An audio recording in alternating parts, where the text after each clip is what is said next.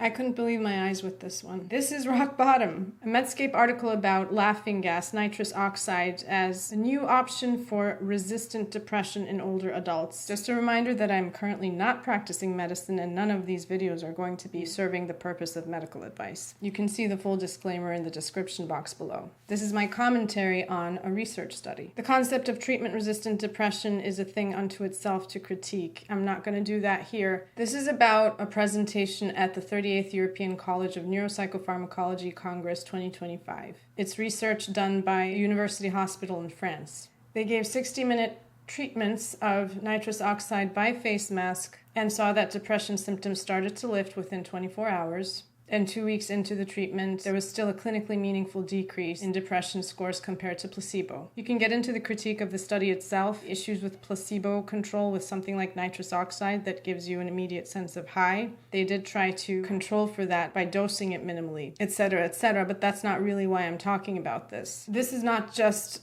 another study of a molecule or of a chemical to treat a psychiatric illness. This is the absolute rock bottom of decades of going down a path of nihilism, of dissociation, of existential void. And I'm not talking about the patients, I'm talking about the medical system, especially psychiatry. It's most notable in psychiatry, but it's actually in the DNA of the whole medical system, every field. In the current paradigm, there is no explanation or even attempt for explanation of why psychiatric disease, mental illness, mental unwellness happens. They claim to be agnostic in the DSM, but anyone who practices or practiced psychiatry knows that you are bound by a very rigid biological explanation for disease. And God forbid you try to do something other than what is being pushed not only onto you, but patients themselves and their belief systems around what they're dealing with and why they're feeling the way that they feel. This study to me is the rock bottom because it was one thing to talk about ketamine to treat depression or psilocybin for PTSD. Those compounds actually have a mechanism with which they help emotional processing. They help move through blockages and access deeper and meaningful states in the individuals taking them. That's why even though I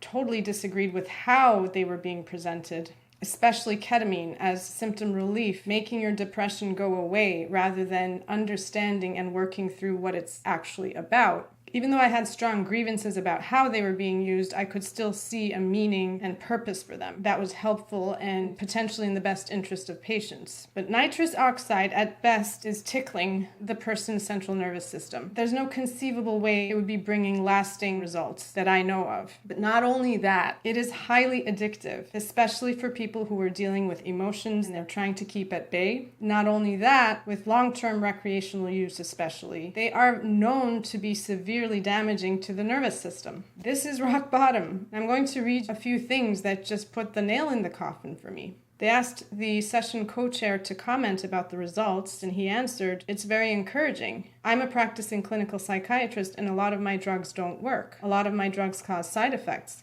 A lot of my drugs are far from being perfect. So this is wonderful." You see the desperation. But even worse for me was the comment section. One person did comment on how we'll probably now have laughing gas clinics instead of ketamine clinics. But a lot of comments were just arguments about how to get more of it into the bloodstream and make it go for longer, and detailed discussions about this dosage maybe relieves some anxiety, but that dosage does this. People's anecdotes about how it indeed does make you laugh. Laughter is the best medicine. Someone else seems like the doctor is commenting that the findings are compelling. Where do I sign up for my turn at the study? I'm so depressed.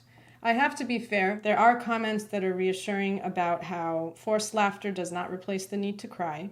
Thank you. Raising awareness about the serious potential side effects. Someone commented about seeing severe depression precipitated by irreversible inactivation of vitamin B12, which is what nitrous oxide does. You can make the depression worse in the long term. But to even be able to conceive of this as a potential treatment, not only conceive of it, but also be hopeful and excited about maybe this will save us from the predicament we're in, just speaks to the fact that we are at the end of being able to stretch this any further. We cannot do this anymore until we're able to talk about emotions in a way that's scientific but does not take away from the real material that the soft sciences like psychoanalysis contain. And until we're able to understand how deeply traumatized the whole collective is and acknowledge it fully, we're never going to find a solution to the existential void that the medical system is in. And this isn't just about psychiatry, because the rest of medicine is also about human well-being. And the biggest missing link for the rest of medicine, surprisingly maybe to some, is also the world of emotions, healing, and the collective misery that we are living in. So in closing, I've been waiting for the turning point of the medical field. It has been extremely challenging to try to stand up for what I believe in, what I think is for the good of the patients that the system is trying to help much of the time. But I've come to understand that it is so deeply ingrained and so systemic. It's about everything that seeps into how the system works, but most importantly also to the consciousness of the patients engaging the system. And I've come to understand that there's nothing that can make this better except the evolution that we're undergoing. I understood that it's not in my hands, but there is something profound happening. The changes are happening. And to me, this is the indication that the rock bottom has become visible. This is not ketamine anymore. This is absolutely not good. And the futility of these attempts is becoming more and more palpable. I'm encouraged. It's a painful place to be in, but it's also encouraging. And I'll continue to talk about this.